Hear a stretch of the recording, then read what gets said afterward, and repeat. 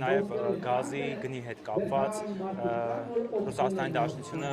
դիմել էր կառավարությանը եւ այդ նամակը վերահասցեագրվել էր ՏԿ նախարարությանը։ Մենք տեղեկատվությունը գործընկերներից ստացել ենք, ընդունում ենք գիտություն, իրենց ըստ անհրաժեշտության աշխատում ենք, բնականon աշխատանքային հարաբերությունների մեջ են գտնվում, ոչինչ ավելի։ Մենք վերջին տվյալով պարզապես ասում են, որ դեռ չեք պատասխանել։ Ես ուզում եի հարցս ավարտելով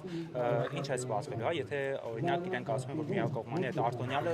վերանալու է պայմանագիրը եւ լինելու է շուկայական, այսինքն շատ ավելի քան բովանդակություն եւ դա իր հետ բերելու է շղթայական այսպես գնաճ։ Թույլ տվեք ասել, ստացած գրության բովանդակությունը այդքան էլ այնպեսին չի, ինչպես ներկայացվում մամուլում այդ տեղեկատվությունը շատ ավելի սուր է ներկայացվում, կարծում եմ նաև ընդդիմադիր շրջանակների կողմից ուղղորդված, որովհետև կարծում են, որ այդ կերպ կարող են քարոզարշավում եւ ընտրությունների process-ում հաջողություն ապավել, իհարկե դա այդպես չի լինելու։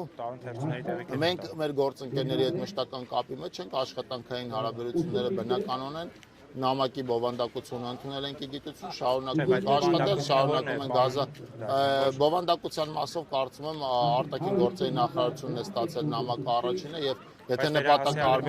եթե նպատակահարմար գտնենք, կոռեկտ չեմ համարի իրենց կողմից ստացած բովանդակությունը, ես ասեմ, եթե գործընկերները նպատակահարմար համարեն, ուրեմն դրա մասին կասեն, մենք շարունակում ենք բնականon մատակարարումներ ունենալ Ռուսաստանի Դաշնությունից,